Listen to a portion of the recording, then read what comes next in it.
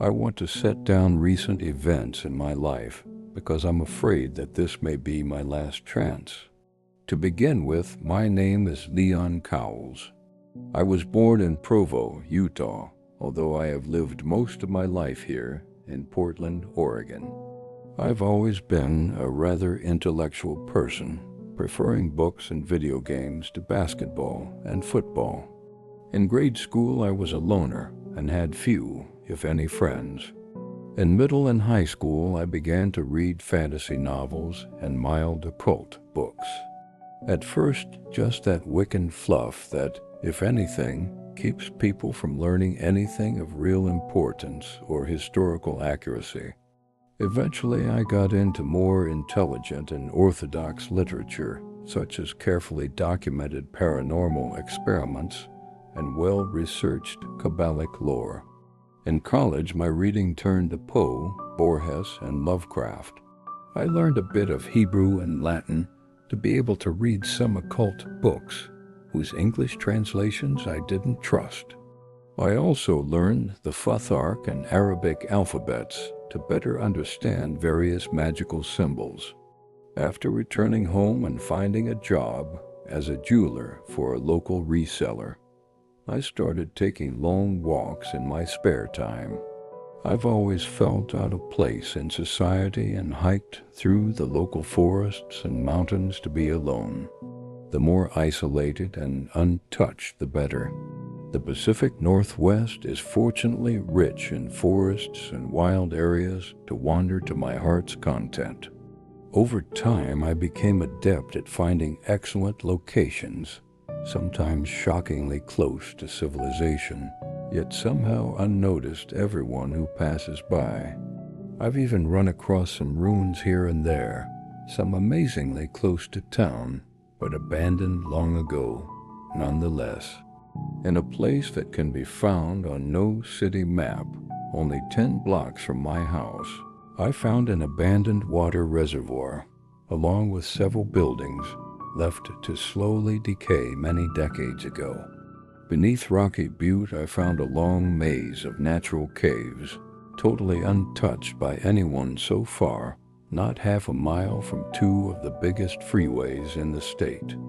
On an island in the Columbia River that I swam to, I found an ancient farmhouse and barn quietly decomposing for who knows how long. The places with ruins are my favorite, bringing a much more solid feeling to the sense of loss and past wonder that I feel about the world.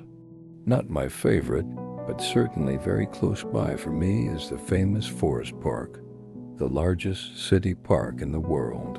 It's more than 11 miles long and several miles wide in some areas. It covers more than 5,100 acres, and as the name implies, it's almost entirely covered in dense, old-growth forest. It's easy to lose your way along the many miles of winding trails, and more than once I've gotten turned around myself despite my experience outdoors. Forest Park is a wild and beautiful place in the light of day, but at night and in certain especially overgrown groves, where the dense canopy blots out most of the daylight, it has a sinister and feral reputation. Perhaps its dangers lie in its many fissures, canyons, and steep trails, or just maybe it has something to do with certain ruins in its depths. There are also occasional reports of great cats who carry off small dogs and local animals. What is fact is that danger is present in Forest Park after darkness falls. Once every few years, a body or two is found by hikers, often old, partially eaten, and badly decomposed. I remember in 1999 they found a number of bodies, arranged in some kind of strange diagram, over several hundred feet. Even this year, in 2008, they have found 2 corpses there. My own incident at Forest Park began one early afternoon a week ago. I was going to go hiking in the southern central region on a few trails that I'd never been on before. I'd planned on being out until evening, so I brought along a lunch iced tea, my mini flashlight, and notebook. I parked my car at the lower Maclay trailhead and set off along the edge of the creek, heading into the park. Along my left, the creek ended under a huge wooden lattice that led into a huge sewer pipe and downhill under the city and into the Willamette River. There is a rumor that the Portland catacombs connect to that sewer pipe at some point. Further along the creek is some kind of wooden walkway, raised 20 feet or so above the water, and connected to some old, crumbling masonry in and next to the stream. I've read that this used to be part of the original watershed that served Portland, and I guess that it was part of that. In the bed of the creek, several ancient stone walls and pieces of brickwork were visible to those with a keen eye. Beyond a bridge and a little waterfall, off the trail, up a hill, and behind a huge pine tree, a headstone with the name Oliver can be seen. No one has ever dug up the little grave, so no one knows who or what Oliver used to be. Further still along the steep, rocky, and often slippery wet trail is the witch's house. This was once a public restroom, but in 1962 it was critically damaged by a storm and abandoned rather than repaired. It's now by far the best known ruin in Forest Park. It's the stone walls and foundation of a small house built into the side of a steep hill. The two basement rooms loomed cold, empty, and reeking of urine and pot through the long open wall facing the trail and creek. At either side of the house is a stone staircase leading to the large single room above. I climbed the stairs and looked through the open doorway to see what I would find today. The witch's house has a very bad reputation after dark and has its nickname for a reason. It's said that witches and strange cults perform bizarre rituals here. It's strange that although everyone knows about it, nothing is done to prevent it. But I guess no cop wants to hike at night along a long, dangerous trail without a damn good reason, especially when it would be difficult, if not impossible, for backup to be called in under 20 minutes. The tall hills on either side of the valley also seem to have a confused way of disrupting radio signals and cell phones in the area, so there isn't even a guarantee that you'd even be able to get a call out. When I looked in, I saw that the cultists had been busy the night before. A red chalk diagram of Kabbalistic origin still lay on the floor. A dozen burnt candles lined its parameters, and a now dried, garnet-colored fluid was splattered on the floors and walls. Amazingly, anyone who frequents this part of the park will know that this isn't a rare occurrence. Outside the circle, near the corner of the room, were written some Hebrew symbols, arranged in what appeared to be some kind of appeal or prayer. I carefully set down what was written. Afterwards, I took a bit of time to translate, as best I could with my limited knowledge of Hebrew, the symbols written on the walls. It said roughly, "We present an offering, sacrifice of blood in respect all fear to you, mighty Clippeth. May your anger be appeased, satisfied." The Clippeth in Kabbalic lore are demons utterly alien to this universe. They are neither truly alive or dead by our standards, and seem to be ruled by different laws and physics than our own. According to lore, they existed before this world universe, their own being destroyed during the creation of ours. To things of this world, they are utter malignant evil, insane hatred, and blasphemy given form. Most Kabbalists say they are only a myth representing sin, and the few that believe in them would never try to bargain or make pacts with them, for they comprehend no alliances and seek only to destroy and consume truly living things. I wish now that I had taken the legends of the Clippeth more seriously, but I thought of them only as legendary monsters like dragons and jinn. After writing down that strange appeal, I continued on, up the hill, and away from the strange and evil little stone house. I walked for miles, winding this way and that through the hills and forest, enjoying the quiet and solitude of the day. Eventually, I became hungry and left the trail, slipping between the bush and undergrowth. I moved about 50 feet off the trail and into a little clearing to sit down and eat. While eating my lunch of sandwiches and iced tea, a strange thing happened. Something large moved in the vegetation, maybe 40 feet away, off to my left. Thinking that it was a dog or deer, I stood up to look, but saw nothing. A moment later, the commotion began again. I could now actually see the plant life being shoved aside and hear leaves and twigs being crushed. Whatever was making the noise had to be at least as large as a human, but I couldn't see the thing at all. It seemed to be moving in an elliptical pattern, circling behind me and getting closer. After maybe 2 minutes, the noise had moved in about a 90-degree arc and was now behind me and 30 feet or less away. It still sounded quite large and was still totally unseen, despite the plant life being no more than 3 feet tall. At this point, I was quite alarmed and decided that I might not want to see whatever it was that was out there. I picked up my day pack and quickly moved back to the trail. An hour later, I had all but forgotten my brush with the unseen. It was starting to become dusk, although I didn't have a watch on, so I don't know the exact time. I had begun to circle around on the trails and head back toward my car, although I was taking a small, seldom-used trail I had never been on before. As I was circling a little hill, I saw some kind of small stone pillar, standing weathered and overgrown off the trail to my right. Always fascinated by the possibility of examining forgotten artifice, I went to see what it was. The pillar was a basalt column about 4 feet high, with some extremely weathered inscriptions on it. The style looked like art of the Pacific Northwest Indian tribes.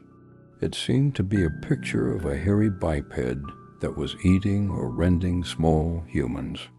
It made me think of their legends of the old woman of the forest, a huge hairy ape witch who would spirit off young children, never to be seen again. About 40 feet away, I saw another little obelisk that looked identical to the one I just looked at. In between, I saw a large, low, circular block of concrete and a couple of large basalt blocks with channels cut into the tops and sides. I couldn't decide the original purpose of the blocks. The concrete cylinder looked like an old cistern. It was maybe 15 or 16 feet across, but had recently been altered.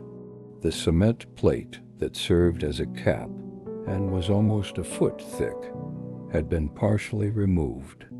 It had been lifted and slid to one side, leaving about a 3-foot gap to look into. Peering down into it with the aid of my flashlight, I could see that it was about 30 feet deep and badly damaged by the hands of time or vandals. Handholds had been gouged into the inside wall, leading down to the cistern floor.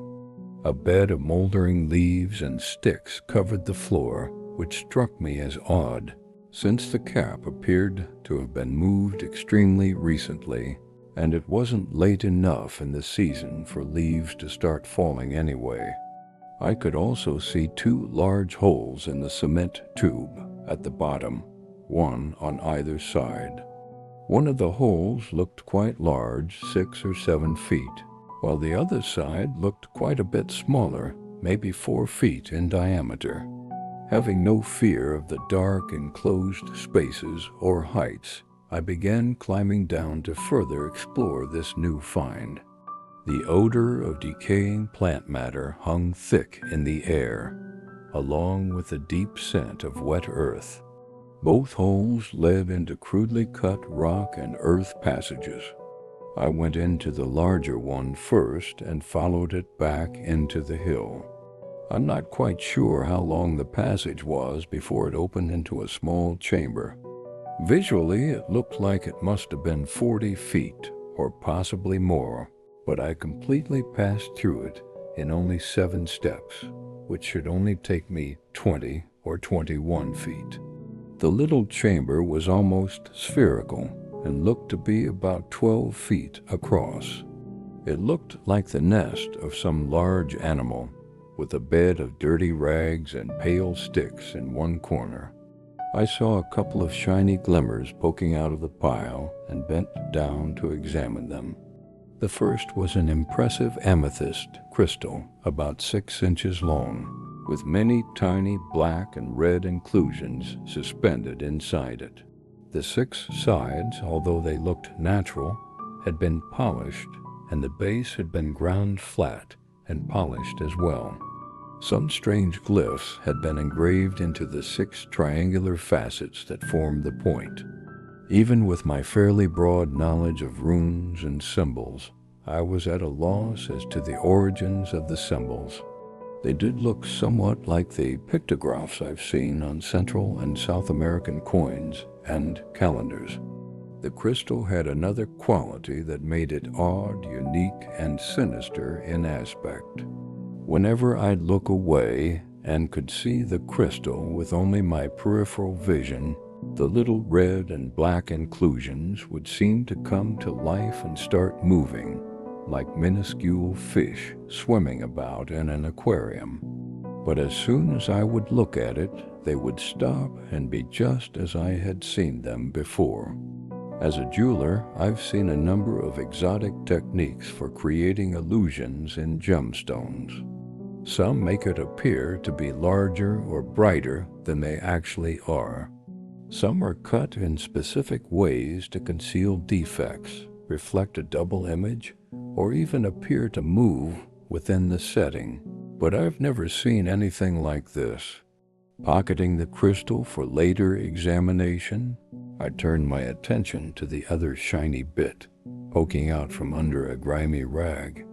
It was a watch from the 1980s, its spring band torn apart and its crystal cracked. A shiver went down my spine as my gaze returned to the pile and the pale sticks. As I gingerly pulled one out to look at it, I was horrified to see what I already feared. What I was holding was clearly a human arm or leg bone, snapped in half and many years old. Dropping the once human thing, I turned to retreat from this den of evil. When I got back to the cistern, I looked up expecting to climb back out to safety, but was momentarily paralyzed by fear when I saw something coming into the hole from outside. I shut off my flashlight and darted into the smaller tunnel to hide from whatever it was. It appeared to be a human figure floating in mid-air and descending past the concrete lid.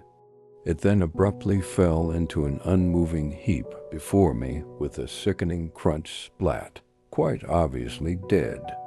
It was a man wearing torn and filthy jeans, an equally filthy flannel shirt, and worn and dirty sneakers. His eyes were open with a look of absolute fear that I'll never be able to forget. His wild and unkempt beard was a sea of red from what must have been a terminal throat wound. Above I saw nothing. Then the lid slowly began to grate shut. I could see a ghost-like shadow clinging to the gouged handholds in the wall with its feet and to the lid with its hands. It looked like a large black ape with huge bat-like ears, a fanged, canine-like snout, and immense cruel claws on long, ropey arms. As the lid slid shut, it seemed to become more and more corporeal, until just before all light failed, it looked completely opaque. I sat still for a moment, hoping to escape its notice, when a huge weight fell invisibly before me, crushing leaves and sticks. I heard a sliding sound like a giant rag doll being dragged around, then a nauseous crunching and slurping noise that I thankfully couldn't see.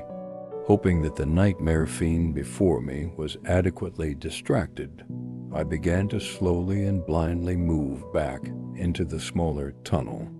Unfortunately, with all the rubble of the shattered cistern wall about me, I nearly slipped and had to catch myself with my hand, making a small but audible slapping sound. The crunching and slurping instantly stopped, and the giant ragdoll fell to the floor. A sniffing sound and the crunch of leaves a step closer than it had been moments ago. I knew it had found me, and my mind momentarily snapped. I would attack the unseen thing, and at least not go down without a fight. I silently picked up a large rock about the size of a brick and switched on my flashlight, hoping to catch the living nightmare by surprise. The surprise was mine, though. All I saw was the discarded corpse, now even more reddened than it was before. Where was the black horror? Was it hiding in the cistern beyond my field of vision? Then another step was heard, crunching leaves and twigs even closer to me. I saw the leaves stir, but couldn't see the monster. Unable to understand where it was or how to fight it, I threw my stone missile with all the strength and fury of my adrenaline-flushed body. All at once, the rock struck the air and deflected off to the side. A small spray of foul black fluid fell to the ground, and an unearthly scream of pain and rage began not 10 feet in front of me. I turned and ran. As I turned to retreat, I saw from the edge of the flashlight's illumination a huge ghostly ape clutching its face with a giant feral paw. I fled as fast as I could to wherever the tunnel led. My attack momentarily stunned the thing, I think, and it was unable to maneuver its huge bulk through the small tunnel as quickly as I could. The tunnel wound about and descended over a huge distance, miles I think. It eventually broke through another concrete wall and into a wide drainage sewer, one side definitely ascending and the other descending. I could no longer hear the black fiend behind me, but I wasn't going to take chances. I pulled off my day pack, taking only my notebook, and tossed it down the sewer in the descending direction, just at the edge of the water. I hoped this might mislead the phantom ape and buy me a bit more time should it reach the wider sewer before I was able to find a way out. I ran off in the opposite direction, taking care to step only in the water to help conceal my scent. The sewer tunnel was about 7 feet in diameter, with water flowing in a channel along the bottom. The water looked fairly clear and clean, except for the occasional leaf of two. Little salamanders and crayfish scuttled out of my path as I went, making me pretty sure I was in the sewer below the Maclay trailhead.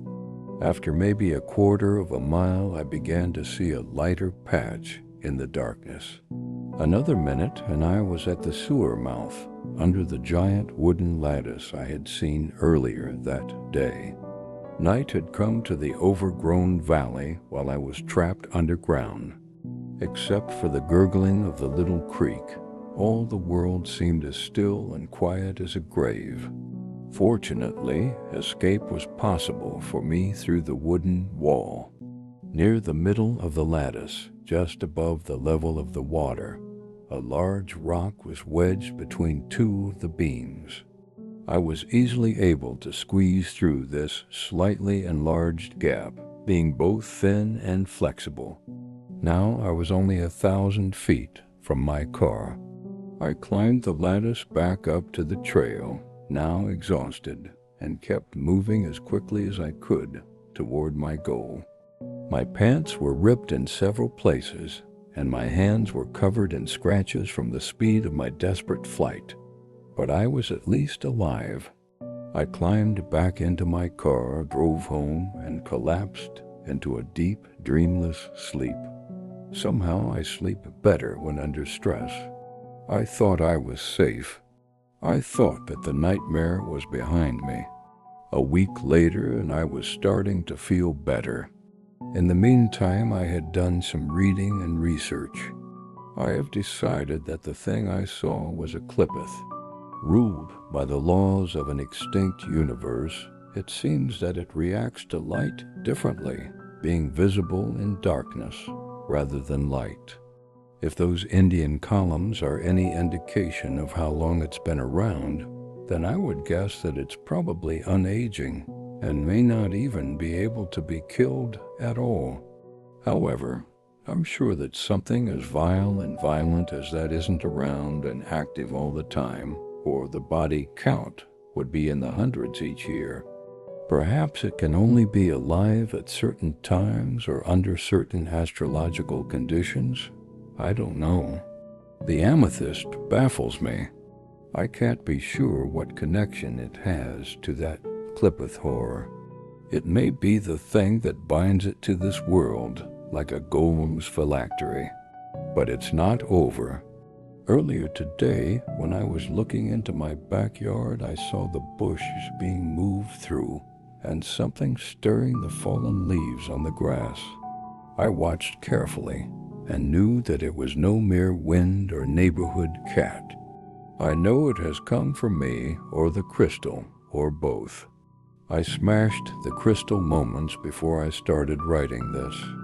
Now all I can do is wait and see what happens.